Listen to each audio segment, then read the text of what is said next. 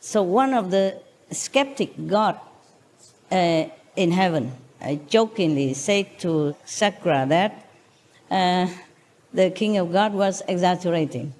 So he wanted to test the prince whether or not he's really the bravest, the most courageous being or not. Oh, yeah. Oh my God. I'm terrified already.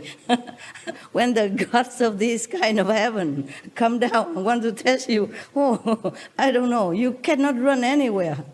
Okay? Even the best spy, the best CIA agent on this planet were to chase you, to hunt you down. You will have more chance to run away than if this God, one of these gods, come down and try to catch you. Nowhere to run. You cannot escape. You just have to sit there and have to endure whatever they want to measure upon you. This is terrible. I'm already scared. Yeah. Okay, now this God from this heaven, they are specialized in making trouble for a practitioner. And it's not the prince's fault even. He's only 8 years old kid. He did not even say, oh, I'm this, I'm that, I can do this, I can do that, and I want to save the planet, be fast, go green, nothing. He didn't do anything. It's not his fault. If he grown up already and vowed to save all beings or saying such a great thing like that, then possibly the gods should come down and test him. But it's none of their business. I'm telling you, I really don't like these gods at all. They should just mind their own business. In heaven, they have everything they need. They're so happy, joyful. Why do they mess with us? We, the mortal, we do nothing wrong to them. Never mind. They still want to come down and mess with you. Terrible. So, said and done. This God, not the sacred God, but the smaller God, maybe subordinate God, yeah? Say to the king that he's going down now to test Vatman, just because the king of God praised him. The king of God praised him, not the prince himself. He's only a kid. Oh, see what he's doing. Okay. If you're scared, just block your ears. Now, Vatman, the prince, was playing with children of his age in the Chinatkan jungle.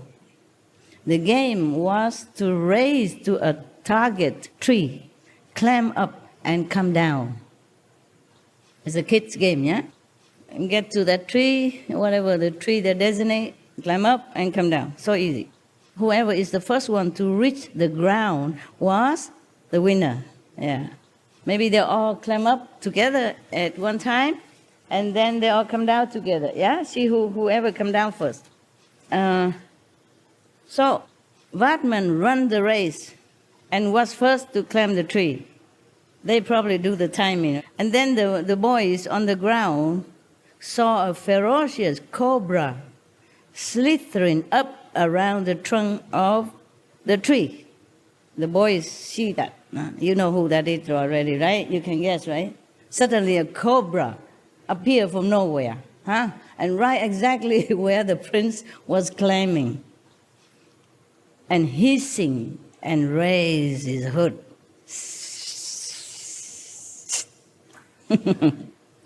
The boy started trembling with fear and run away. Yeah. From a safe distance, they run away, far away already from the cobra, and they shouted to the prince, Vatman, do not come down. There's a black serpent on the tree trunk. Don't come down.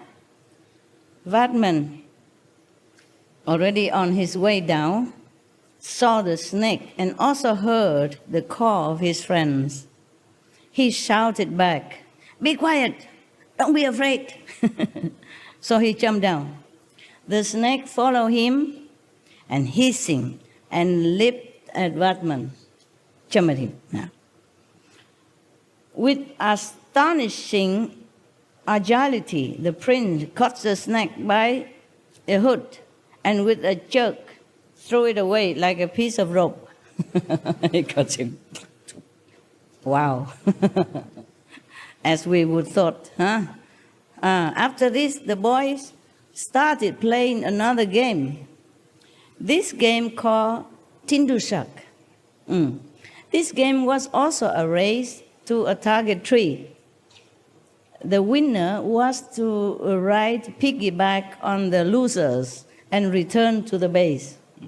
Whoever loses have to carry the winner on his back and then run all the way with the winner on the back, run back to the base.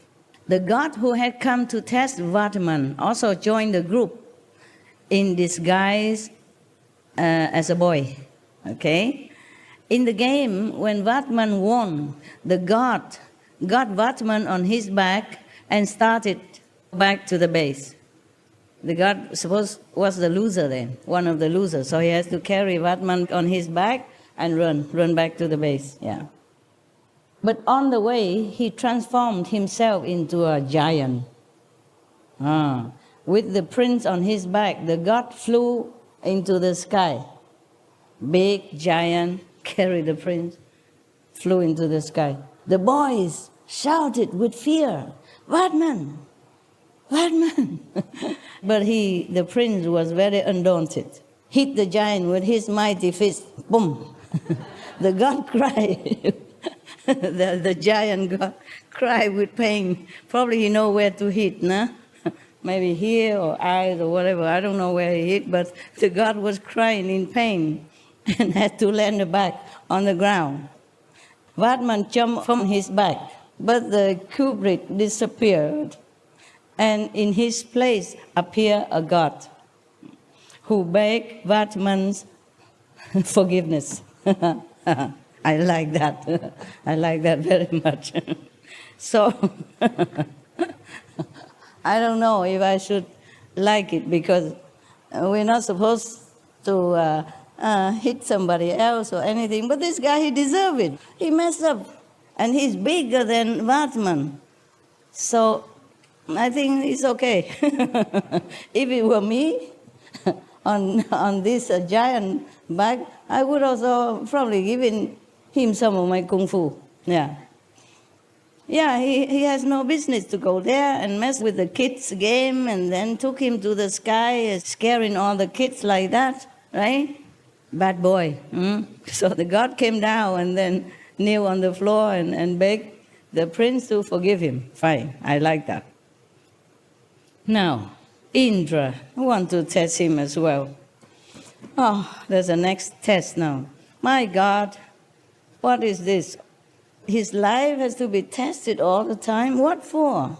Now, in the school, when Vatman entered the 9th year of his age, his parents thought that it was time to impart martial and formal education befitting a Kshatriya boy to him. Kshatriya, the high class of India, and the 4th class, Kshatriya is the top class, yeah? The class of the warrior, yeah, of royalty. Well, I don't think it's the first one. I think the first is Brahman, no? Any India, help me? First is Brahman. Brahman, second is Kshatriya. Okay, correct, yeah. Lucky I remember, otherwise he was laughing at me, see that? Thank you. Yeah, I'm not Indian, you see, and I know all this since I was younger. And long time I don't use this kind of knowledge. For what? Yeah. I'm not Indian. And even Indian people not often remember these things. They have many other things to learn nowadays, especially learn computer and stuff. Nobody care about Brahma or Kshatriya or whatever the class. But in India, when you go to India, you still have to be mindful of these classes. You don't touch the Brahman class, okay? You don't touch their things. You don't try to go too near to them or utter something that's disrespectful. Even if you go in their kitchen, your shadow is already making trouble for you.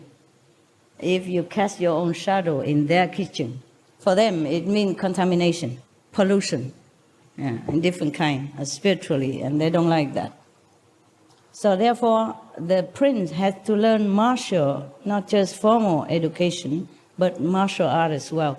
because he's a Shastra class, okay? Warrior, yeah.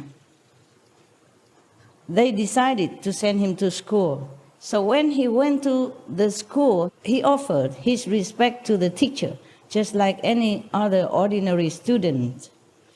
In spite of having all worldly knowledge since his birth already, by offering respect to his teacher, Vatman honored the age-old traditional ideals. Even if he knows everything already, but he went to school, he must offer respect to his teacher. Just the same like every other child, huh? You maybe prostrate in front of the teacher, maybe 1 time, 2 times, 3 times, depends.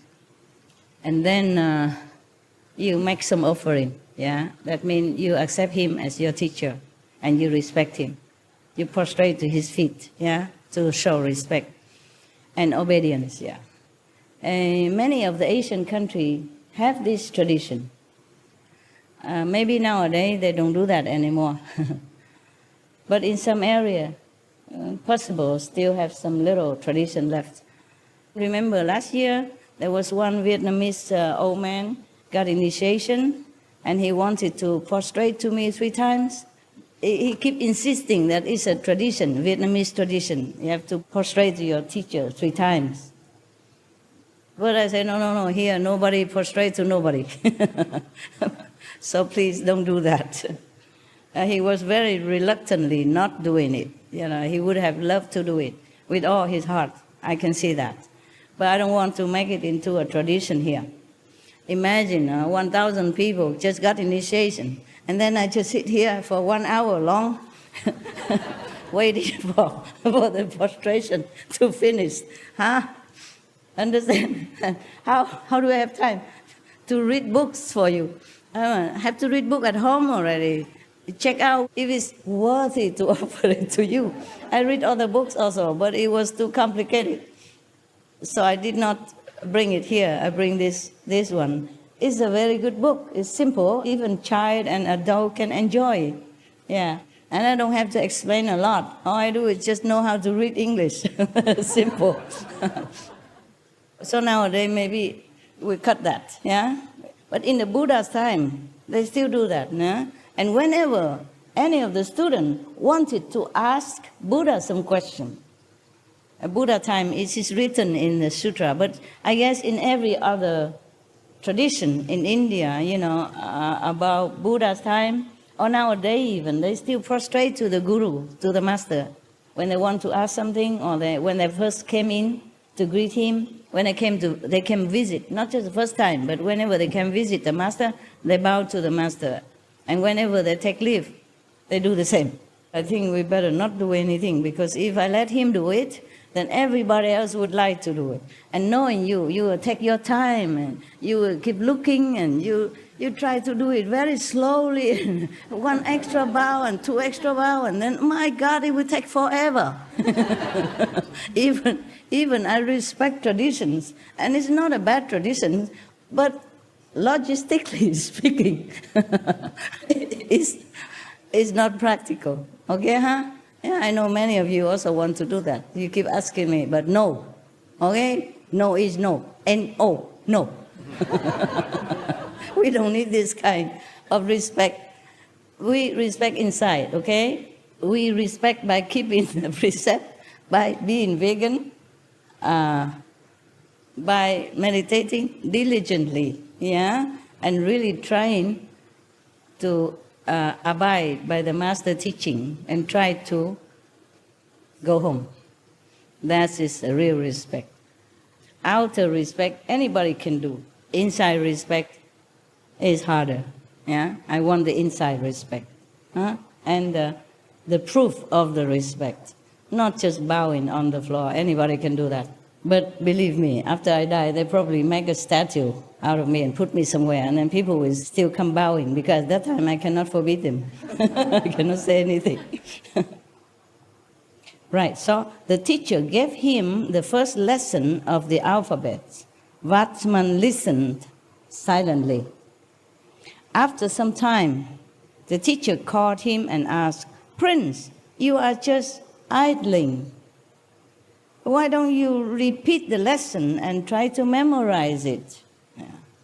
The same like my father told me when I was young. Why don't you ever study anything at home? I say, I know it already by heart. So I read it to him, and then he believed me. Yes. I read without the book, yeah? Without the book. Mm. So in reply, Vartman recited the full alphabet for the teacher. The teacher was very, very surprised. While he was trying to fathom the surprising capacity of the little boy, an old man, an old Brahmin with a tilak on his forehead. Yeah, you know tilak, right? India people, they put some red dot in front of your forehead here, between the eyebrow, a little bit up. Good idea, no? That was a tradition before. The teacher would have put something here, yeah, so that the disciple always remember the third eye. So they reminded each other, huh? Or when they look in the mirror, seeing the tilak in front of the forehead, they would not forget where to concentrate. Yeah, it's a good idea. Everything you know of value is inside you. So whatever I told you outside, I told you already, it's just pastime, no? It's worldly knowledge. Whatever truly divine knowledge is imparted to you without language, without words. So you have that already, yeah? And every time you come to see me, I just entertain you. So now we continue with the prince. So the teacher was very surprised and was trying to really understand the magnitude of this boy's intelligence and capacity. So there was one old Brahmin with the tilak on his forehead enter the school. Yeah, one day. The teacher greeted him and offered a seat. The Brahmin asked some complex question on grammar. The teacher could not reply and remained silent, looking down in shame. He cannot answer. Yeah. So the Brahmin smiled and said, Acharya, please do not bother yourself. Teacher, don't worry, Maybe I will ask this little new student of yours. Maybe he can solve my problem. If you allow me, may I ask him? The prince, yeah. So the teacher consented, and the old Brahmin put the complex questions before Vardaman. Yeah. Little Vardaman, without hesitating, gave correct and appropriate answers. The teacher stared dumbfounded at the little boy. The Brahmin smiled and said, Acharya, teacher, please, Acharya, don't feel insulted. You are not aware that the sun of knowledge of this era is present before your very eyes as Prince Vardaman. He is the future Lord Mahavira Swami, the omniscient. Nothing he cannot do. So it is believed that Indra compiled his questions and Vardaman's answers into a book named Indra Vyadaran, the grammar of the Indra. Indra is another god, yeah? Maybe lower than Shakra, but also very powerful, okay? He's lower than Shakra, right, or higher? Lord of Rain. Huh? Lord of Rain, yeah. Lower than the Shakra. But he is still very powerful, also capable of testing. Beware of all these gods. They are not always very friendly. I don't know why they're so scared of us practitioners. The real practitioners will be always tested since little already, with all kind of things. Maybe centipede bites or some sickness or some kind of scary situation and family trouble, when you were little already, they already test you how you solve this family problem for your parents even, when parents are helpless. how you help them also. I had also some cases like that. Yeah. So they even compile these questions and answers into a book. Yeah, I mentioned already. Okay, this is two gods have tested Vardhaman. Yeah, two. But these are nothing. These tests are nothing, believe me, compared to the one that Lord Mahavira had to endure afterward in his adult life and in his ascetic life, seeking the truth. The more determined you are to help humankind, help all beings, the more tests you will have to undergo. And not everyone passed the test. That's why we don't have many masters. Because some tests are very, very severe, above human endurance and intellect and capacity. Okay, now they are talking about Mahavira's family. Okay, we will finish that. And tomorrow we will talk about his life as a monk, okay? Ascetic monk. Not just normal monk, but ascetic monk. Extremely ascetic, yeah.